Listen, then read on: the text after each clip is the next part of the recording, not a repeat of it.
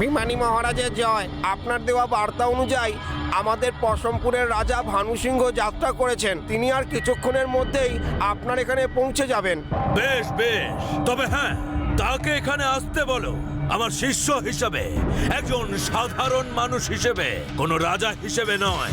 তাই হবে প্রভু, উনি এখানে একজন সাধারণ মানুষ হিসাবেই পায়ে হেঁটে আসবেন। এখন তোমরা আসতে পারো।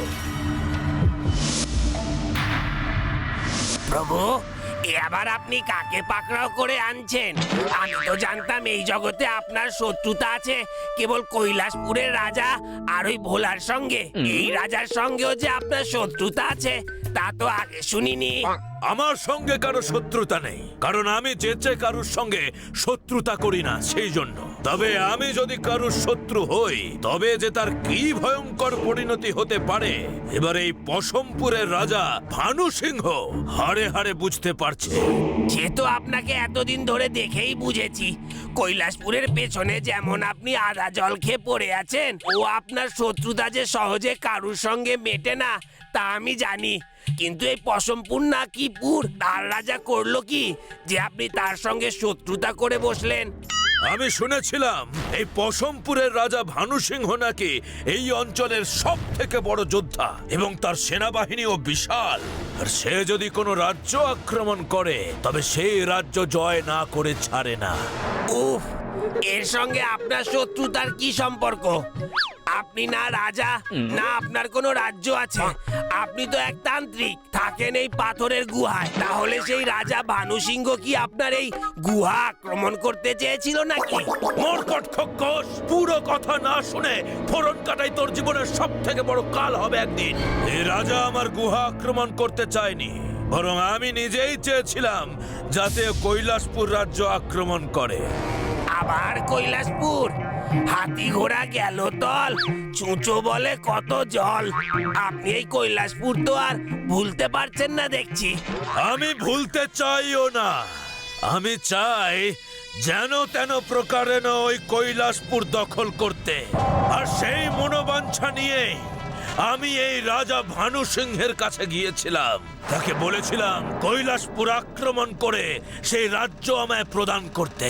তার বদলে তাকে আমি এত ক্ষমতা দেব যে সেই দুনিয়ায় রাজ করতে পারবে। তাতে সে কি বললো? এ আর কি বলবে?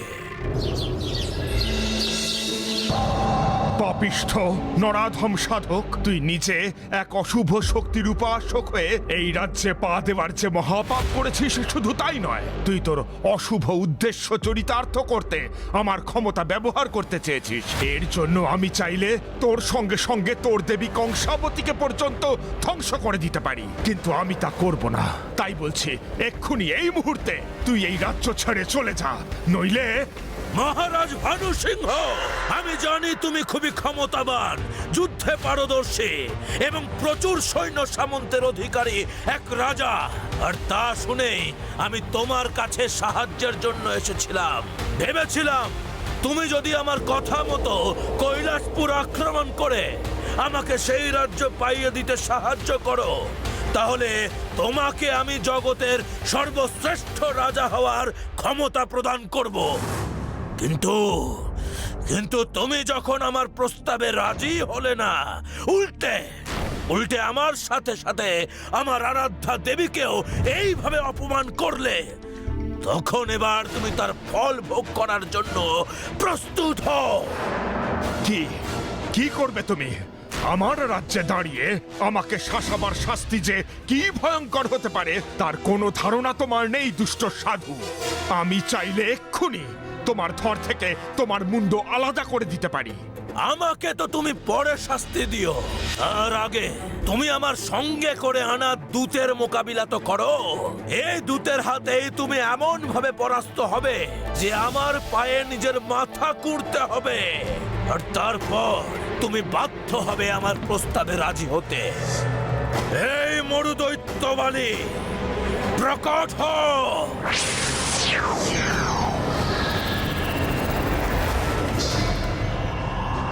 আমাকে আর আমার আরাধ্যা দেবী কংসাবতীকে যে অপমান করে দুঃসাহস দেখিয়েছে তাকে উপযুক্ত শাস্তি প্রদান করো।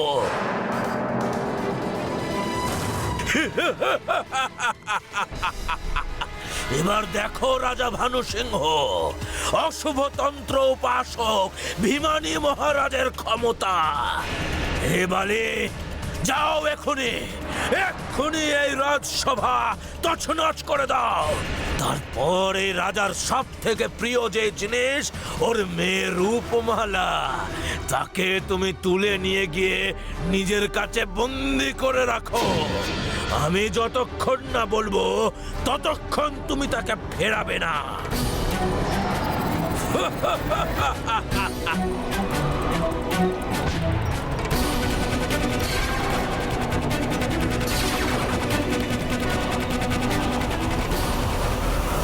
এবার দেখি রাজা ভানু সিংহ, কি করে তুমি আমার প্রস্তাবে রাজি না হয়ে থাকো। রূপমালা, আমার কন্যা।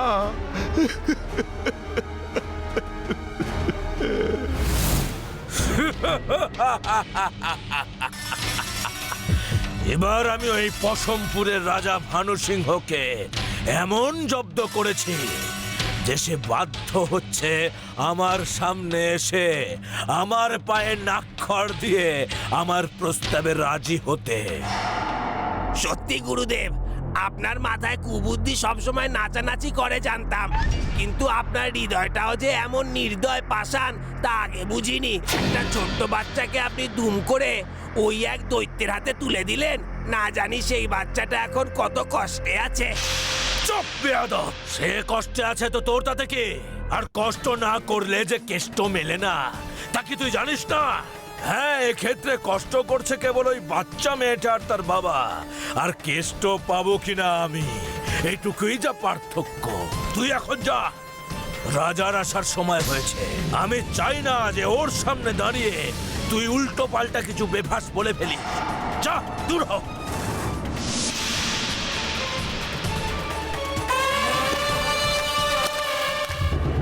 হে ভীমানী মহারাজ, আমি আমার কৃতকর্মের জন্য আপনার কাছে ক্ষমা চাইছি। আপনি আপনি দয়া করে আমাকে ক্ষমা করে দিন। আমার কন্যাকে আমার হাতে ফিরিয়ে দিন। ক্ষমা? আমার কাছে ক্ষমার কোনো জায়গা নেই রাজা ভানু সিংহ। তুমি যদি তোমার কন্যাকে জীবিত ফিরে পেতে চাও, তাহলে তোমাকে আমার প্রস্তাবে রাজি হতেই হবে। তোমার সমগ্র শক্তি নিয়ে ঝাঁপিয়ে পড়তে হবে ওই কৈলাসপুর রাজ্যে, এবং তারপর ওই রাজ্য জয় করে তা তুলে দিতে হবে আমার হাতে। কিন্তু কোন রাজ্যের সঙ্গে বিনা কারণে যুদ্ধ করা যে রাজধর্ম বিরোধী। আমি আজ পর্যন্ত তাদের সঙ্গেই যুদ্ধে নেমেছি যারা কোনো না কোনো ভাবে আমার ক্ষতি করার চেষ্টা করেছে।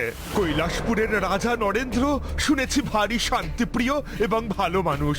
আমি যুদ্ধ করতে চাইলেও তিনি আমার সঙ্গে যুদ্ধ করতে রাজি হবেন না। হবে হবে, তাকে যে হতেই হবে, কারণ সে ব্যবস্থা যে আমি করব। তুমি যে রাজধর্মের কথা বলছো, সেই রাজধর্ম দিয়েই আমি তাকে বাধ্য করব তোমার সঙ্গে যুদ্ধ করতে। কিন্তু কি উপায়?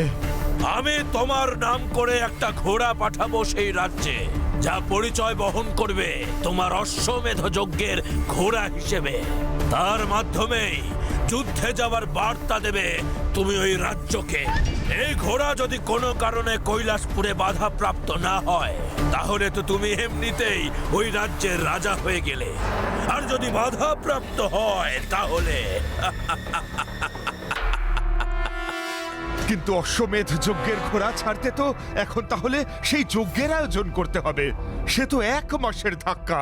তাহলে কি আমি ততদিন আমার কন্যাকে ছাড়াই? না না না না না না, আরে বাবা, যে ঘোড়া ওই রাজ্যে যাবে সেই ঘোড়া যে অশ্বমেধের নয় তা তুমি জানো, আমি জানি, কিন্তু ওই রাজ্যের তো কেউ জানে না। তাই তুমি না বললে এই অজুহাতে তোমার যুদ্ধ করতেও কোনো অসুবিধা নেই। তবে তাই হোক, আমি আমার কন্যার জন্য সব করতে পারি, সব।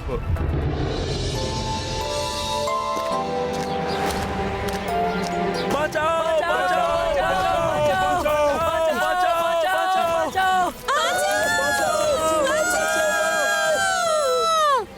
আরে কি হলো? গ্রামের সবাই এত চিৎকার করছে কেন? আমিও তো তাই ভাবছি। এই সাত সকালে আবার আমাদের রাজ্যে কি হলো? নিশ্চয়ই কোনো বিপদ হয়েছে ভোলা দাদা।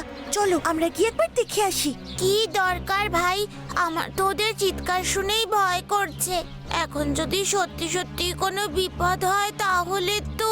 শিবু, বিপদের সামনে ভয়ে পিছিয়ে থাকাটা কোনো কাজের কথা নয়, তাই আমাদের সামনে এগিয়ে বিপদের মুখোমুখি দাঁড়ানোই উচিত।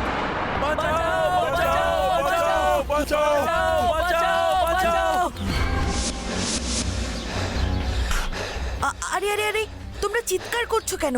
কি হয়েছে মহাদেব কাকা? বাবা বাবা, তুমি এত হাঁপাচ্ছ কেন বাবা? কি হয়েছে তোমার? আর বলিস না রে মা, একটা পাগলা ঘোড়া না জানি কোন রাজ্য থেকে আমাদের রাজ্যে এসে পড়েছে। সে একেবারে পাগলের মতো দৌড়চ্ছে, সামনে যাকে পাচ্ছে তাকেই হয় পা দিয়ে লাথি মারছে, না হলে তো বুকে পা দিয়ে মেরে দিচ্ছে। কত লোককে যে আহত করেছে তার ঠিক নেই। সে কি, আমাদের রাজ্যে এমন ঘোড়া কোথা থেকে এলো? এটা কি রাজ্যের রাজামশাইয়ের আস্তাবলের ঘোড়া? না না ভোলা, সেসব হলে তো আমরা চিনতে পারতাম। এটা বাইরের রাজ্যের ঘোড়া। সে কি, তাহলে তো খুবই চিন্তার কথা। চিন্তার কোনো কারণ নেই বকুল, এই ঘোড়াকে তো আমি একাই কাবু করে ফেলবো। আরে নন্দী দাঁড়া, অন্য রাজ্যের ঘোড়া সামনে অচেনা লোক দেখলে তোকেও আঘাত করতে পারে। এই চল, তাড়াতাড়ি চল। আরে বাপরে, এ তো ল্যাচ ফ্যাচ গুটিয়ে ছুটছে ভাই। আমি আড়ালে যাই, নয়তো আমার সামনে পড়লে নির্ঘাত আমার হাত পা ভাঙবে। তুইও তো দেখছিস শিবদাদার মতো কথা বলছিস মহেশ। তুই এত ভয় পাচ্ছিস কেন? তুই তো আর শিবদাদার মতো এত ভীতু নস। তাতে কি, আমি ভোলার মতো শক্তিশালীও তো নই। এই ঘোড়ার যা চেহারা আর আকৃতি দেখছি, এ আমাকে ধাক্কা মারলে আমার রক্ষে থাকবে না।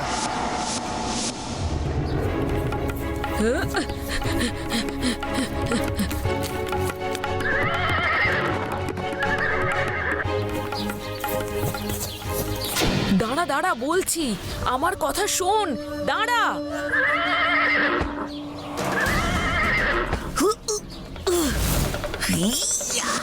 ওরে দাদা, সাবধানে!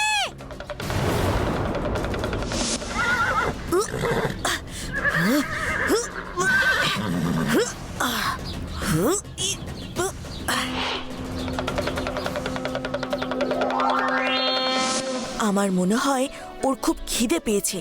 জঙ্গল থেকে আমাদের কিছু ঘাস নিয়ে আসা উচিত। আরে দূর, কোন না কোন রাজ্যের ঘোড়া, ওটাকে ছেড়ে দে। ছেড়ে তো দেবই মহাদেব কাকা, তবে আমাদের রাজ্যে এসেছে যখন ওর একটু সেবা তো করি আগে। কার কার এত বড় সাহস যে আমার অশ্বমেধ ঘোড়াকে থামায়? আমি পশমপুরের রাজা ভানু সিংহ, দিগ্বিজয়ী রাজা আমি। আমার ঘোড়া আটকাবার স্পর্ধা দেখিয়েছে কে? আমি। এত বড় ঘোড়া আটকেছে তোর মতো একটা পুচকে ছোড়া। কিন্তু তোর এই কাজের মস্ত বড় মাসুল দিতে হবে এবার তোদের রাজাকে। আমার এই ঘোড়া অশ্বমেধের ঘোড়া, যে এই ঘোড়া আটকাবে তার সঙ্গে আমার যুদ্ধ হবে। আমি আপনার ঘোড়া ইচ্ছে করে আটকাইনি। ও আমাদের রাজ্যে ঢুকে মানুষকে আহত করছিল, তাই বাধ্য হয়ে। আপনি চাইলে ঘোড়া নিয়ে যেতে পারেন। আমরা ওকে নিজের কাছে ধরে বেঁধে রাখতে একেবারেই চাই না। ঘোড়া তো আমি নেবই, তবে তার সাথে নিয়ে যাব তোদের রাজ্যের রাজা হওয়ার অধিকার। না না, আমরা যুদ্ধ চাই না। আমাদের রাজামশাই যুদ্ধ পছন্দ করেন না। পছন্দ করেন না বললে তো চলবে না। আমার অশ্বমেধের ঘোড়া যখন আটকেছ, তখন তোমাদের রাজাকে তো আমার সঙ্গে লড়াই করতেই হবে। বেশ, তবে আপনাকে যদি যুদ্ধ করতেই হয় আপনি আমার সঙ্গে করুন। রাজামশাইকে এর মধ্যে জড়াবেন না। একটা পুচকে ছোড়া, তুই কিনা আমার সঙ্গে যুদ্ধ করবি? তাছাড়া তোকে হারালে তো আর এই রাজ্য আমার হবে না, তাই আমাকে রাজার সঙ্গেই যুদ্ধ করতে হবে। সেনাপতি, খবর পাঠাও এদের রাজাকে। রাজার কানে এই খবর পৌঁছতে গেলে আপনাকে আগে আমার সঙ্গে যুদ্ধ করতে হবে। আমাকে হারিয়ে তারপরেই আপনি যেতে পারবেন। তোর সাহস তো কম নয়, দিগ্বিজয়ী রাজাকে তুই যুদ্ধ করতে আমন্ত্রণ জানাস? তোর জন্য তো আমার সেনাপতিই যথেষ্ট। সেনাপতি, যাও।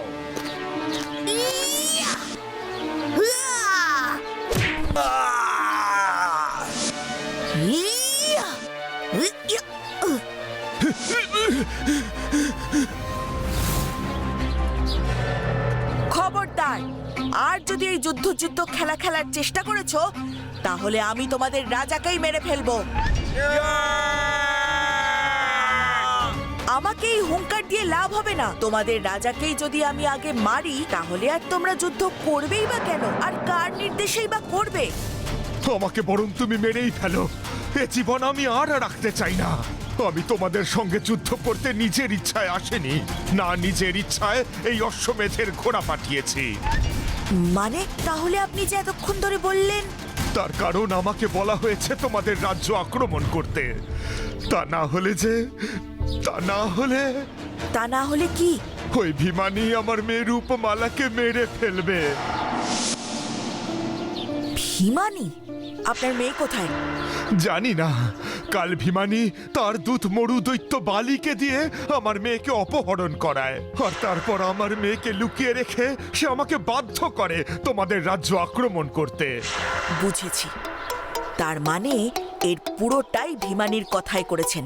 হ্যাঁ, আর শুধু তাই নয়, ও মায়াজালের পাত্র দিয়ে সব দেখছে। ও যদি দেখে আমি এখন যুদ্ধ না করে তোমাদের সঙ্গে কথা বলছি, তাহলে... আপনি কোনো চিন্তা করবেন না, আপনি এই গ্রামের লোকগুলোর সাথে মিছিমিছি যুদ্ধ করুন। আমি আপনার মেয়ে রূপমালাকে খুঁজে নিয়ে আসছি। মহাদেব কাকা, তোমরা যুদ্ধ শুরু করো। তুই কি পাগল হলি ভোলা? যুদ্ধ করা কি আমাদের কাজ? ঠিক আছে, এ কাজ আমাদের, কিন্তু এত সৈন্যের সঙ্গে... উনি বিপদে পড়ে আমাদের এখানে যুদ্ধ করতে এসেছেন, আপনারা ওদের সাথে মিছিমিছি যুদ্ধ করুন। আমি আসছি। বকুল, চল আমার সঙ্গে।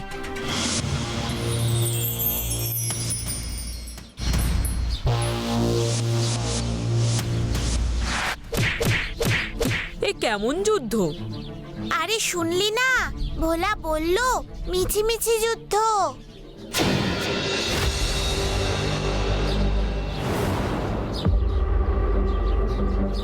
কিন্তু ভোলা দাদা, ওই ভিমানি রূপমালাকে কোথায় লুকিয়ে রেখেছে তা আমরা কি করে জানবো?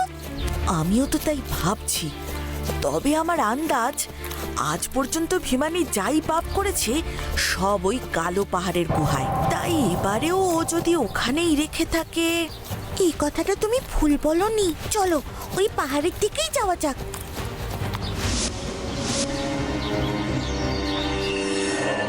আমরা ঠিক রাস্তাতেই আছি বকুল। কি করে বুঝলে? এই দেখ, জঙ্গলের চারিদিকে বালি পড়ে, তার মানে ওই মরু দৈত্য বালি এই আশেপাশেই আছে। ওই দেখো ভোলা দাদা, একটা বালির রেখা চলে গেছে পাহাড়ের গুহার দিকে। চল, ওই গুহার মধ্যেই বালি আছে রূপমালাকে নিয়ে।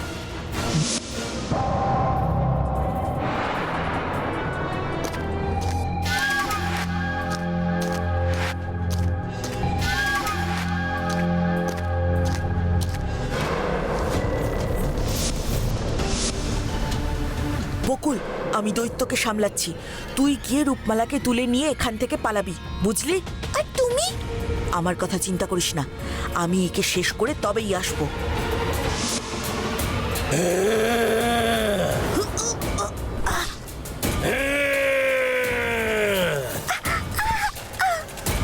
ভোলা দাদা, এই বালি দৈত্যের তো অনেক ক্ষমতা, এখন আমরা কি করব?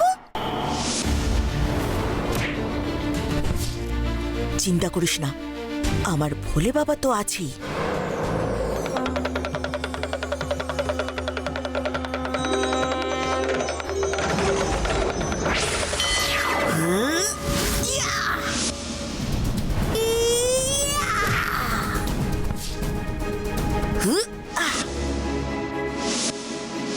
বকুল, চল, এবার আমাদের রূপমালাকে নিয়ে ফিরতে হবে।